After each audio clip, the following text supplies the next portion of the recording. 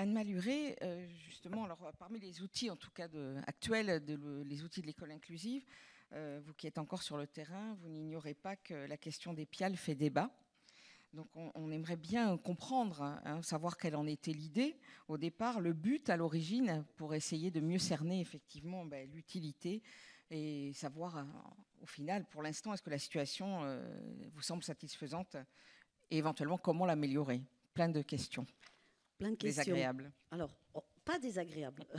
Au contraire, j'ai envie de dire, puisque vous le savez bien, l'initiative, enfin pas l'initiative, mais en tout cas l'expérimentation a démarré dans la région académique Provence-Alpes-Côte d'Azur. Alors vous l'avez dit, on travaille beaucoup en partenariat et on s'est quand même beaucoup posé la question, vu le nombre croissant de l'accompagnement des élèves, de la plus-value. Et on a travaillé en lien avec une chercheuse professeure à l'INSPE de Nice, enfin Draguignan, qui était chercheuse au CNRS. Et on s'est dit, il faut qu'on travaille avec un seul objectif initialement, et vraiment, je le redis, c'était, puisque cette compensation était dédiée à l'accompagnement des élèves, il doit être dédié à l'accès aux apprentissages. Et donc, comment, par l'amélioration de l'accompagnement des élèves, on va améliorer l'accès aux apprentissages. C'était vraiment notre objectif initial. Alors, on a fait une grande communication. On a travaillé avec les associations, on a travaillé avec les départements, on a eu l'œil, alors je ne vais pas dire bienveillant, mais de suivi de l'inspection générale, puisque Madame Caraglio a vraiment suivi de près nos travaux. Et on est parti d'un premier constat sur 2 départements, le Var et le Vaucluse. On a publié même un petit livret sur le constat de fonctionnement de l'accompagnement humain.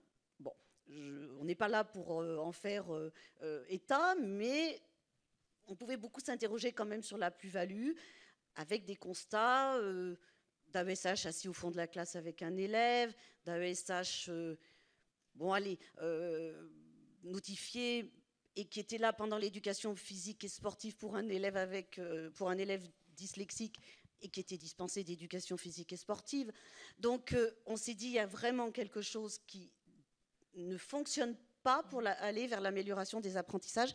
Et on a fait une hypothèse au regard de ce constat, c'est que si on coordonnait au plus près des besoins des élèves, on allait améliorer l'accompagnement et donc l'accès aux apprentissages. Alors, c'est là où on a travaillé avec des équipes volontaires d'enseignants, des chefs d'établissement, des RZ, pardon, des enseignants référents, j'ai essayé de pas trop jargonner, des enseignants référents, des maisons départementales pour les personnes handicapées. On a vraiment mis en place... alors, on n'a pas fait une recherche, hein, parce que j'en ai pas ni les moyens ni les compétences, mais on est parti d'une hypothèse. Essayons de coordonner au plus près des besoins des élèves cet accompagnement et travaillant en pôle d'accompagnement coordonné.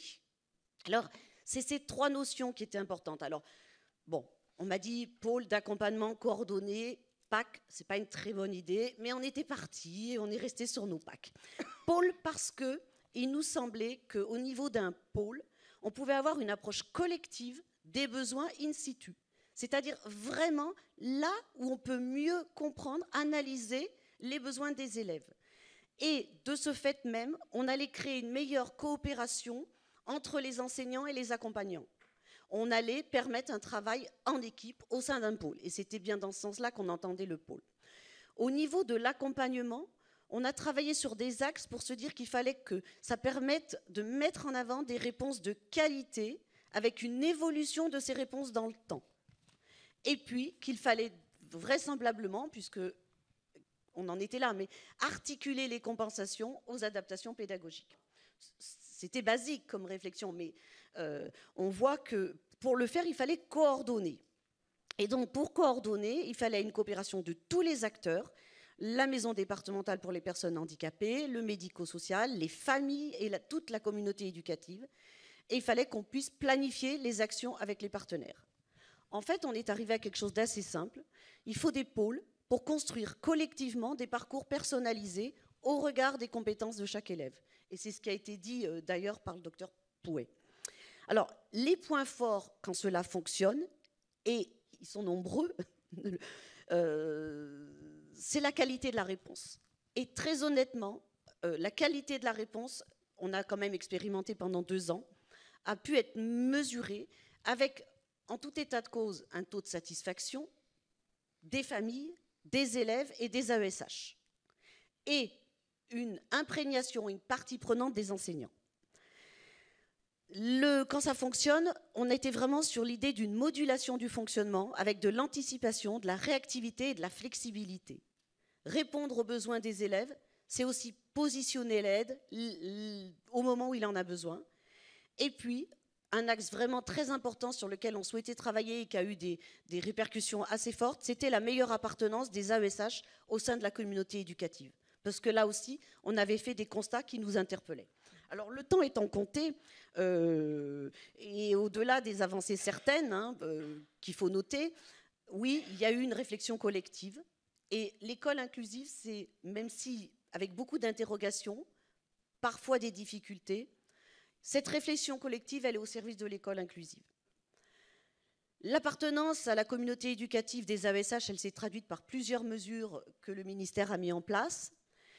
Et très honnêtement, quand ça fonctionne, la flexibilité de l'accompagnement mutualisé a été au service des élèves qui en avaient besoin. Mais certes, et on le constate sur le terrain, le recours en augmentation constante des demandes des attributions, le contexte sanitaire et les calendriers parfois distincts entre les différents acteurs ont conduit le déploiement des PIAL avec un premier travail davantage sur le périmètre, la constitution, que sur l'organisation pédagogique de ces pôles. Contrairement à notre expérimentation, où on était parti d'une approche pédagogique et où ce travail de périmètre a conduit à des organisations au sein de ces pôles qui n'étaient pas encore réfléchies. C'est ça, si vous voulez, c'est que la différence entre le retour d'expérience aujourd'hui et les expérimentations de départ est énorme. Donc, effectivement, c'est ça qui interroge. Oui, c'est ça, effectivement. On rencontre des difficultés, mais aujourd'hui, c'est ce que je disais, lié, je dirais, à 3 axes. Donc, aujourd'hui, il y a nécessité de faire fonctionner ces pôles inclusifs d'accompagnement localisé, puisqu'ils ont été dénommés et mis en place sur cette notion quand même de pôle pour l'accompagnement localisé. Alors, il va falloir une période d'appropriation des enseignants, des familles, parce qu'aujourd'hui, il faut travailler sur la réponse pédagogique au sein des pôles, sur la communication, et proposer des fonctionnements qui soient assez lisibles, qui soient simples, qui soient efficaces. Et de fait, il y a plusieurs axes au niveau du périmètre. Je crois qu'il faut garder cette notion de proximité, avec suffisamment d'AESH pour la souplesse, mais pas trop pour revenir à un dispositif qui serait des sous-services des directions départementales de l'éducation nationale. Si l'on peut, j'ai 5 points, si l'on peut, vite, juste sur les PIAL, il faudrait des acteurs qui aient l'habitude de travailler ensemble. Oui. Il faudrait travailler sur des PIAL interdeglés pour faciliter, pour favoriser la continuité pédagogique des parcours des élèves, imprimer la coopération avec le médico-social et vraiment proposer des rencontres avec les familles. Et dès lors, on aura des pôles qui vont travailler et on verra que ce ne seront pas des pôles sur l'accompagnement, mais des pôles pour construire le parcours des élèves depuis la réponse pédagogique en articulant non seulement l'accompagnement, mais le matériel pédagogique adapté, les orientations et tout le travail avec les partenaires. On revient sur le principe de co-construction. Mais alors, on a beaucoup dépassé déjà. Je ne vais pas pouvoir vous poser toutes les questions que je voulais. Par contre, vraiment en quelques minutes, vous avez quand même une autre mission importante, et c'est vrai, pour revenir sur le titre de notre table ronde, c'est vraiment une question de liaison entre le supérieur et les lycées. C'est quelque chose que vous accompagnez sur votre territoire. Est-ce que vous pouvez en dire quelques mots? Je ne vais pas faire comme le précédent interlocuteur, mais ça veut dire qu'on ne parle pas du livret de parcours inclusif. On va pas. J'ai peur qu'on ne parle pas vraiment. C'est pas grave, mais ce que je veux dire aussi par là, c'est que le ministère a déjà aussi travaillé sur de nombreux outils pour travailler cette coopération. Et de fait, le premier témoignage disait les enseignants, l'équipe éducative ne comprenaient pas. Donc au niveau de la région académique, on a institué un projet avec 3 axes. Un axe autour du parcours sécurisé et diversifié des élèves, un axe sur la confiance avec les familles et un axe sur la formation. Donc là, sur la sécurisation des parcours, on voit bien aujourd'hui, c'était la thématique de la maternelle au supérieur, voire, je dirais, à l'accès à l'emploi. Et donc, dans notre premier axe du projet de la mission de région académique pour la scolarisation des élèves à besoins éducatifs particuliers, on a voulu, effectivement, au-delà d'une plateforme d'accès à la formation et à l'insertion professionnelle, avoir des dispositifs spécifiques pour l'accès au supérieur. Et là encore, on travaille en concertation avec les universités de la région. Alors, un principe, c'est qu'on part toujours du droit commun, aujourd'hui, et on va vers des spécificités, parce que c'est comme ça qu'on va aller vers l'école inclusive. Même si, quand je vois voir mes collègues, ça c'est un petit point, ils disent « Oh, Madame Alluré, l'école inclusive, c'est encore une nouvelle priorité. » Je dis « Non, non, je ne suis pas une priorité. Je suis le cœur de l'école. Et quand on parlera plus que de l'école et qu'on enlèvera inclusive, on aura réussi. » On voit bien.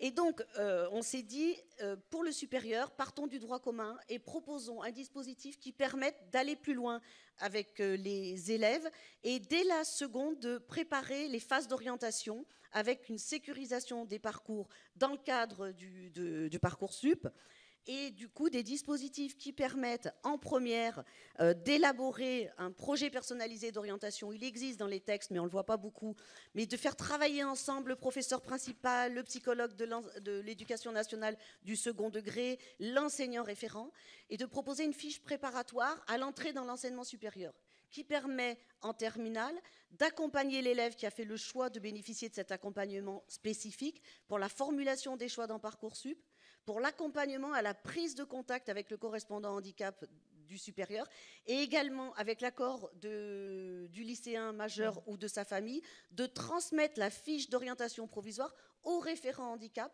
et de le mettre en lien avec l'enseignant référent qui suit l'élève depuis petit, et notamment au lycée. Donc on voit bien que l'idée, c'est de mailler. Alors on n'a pas parlé de la formation, mais je crois que vous allez l'aborder. Oui, on reviendra aussi, si on trouve quelques minutes encore pour continuer sur ce qu'on n'a pas pu aborder. Voilà, mais l'idée, c'est vraiment aussi de travailler avec tous les partenaires, de mettre du lien, de la lisibilité et de travailler sur les parcours.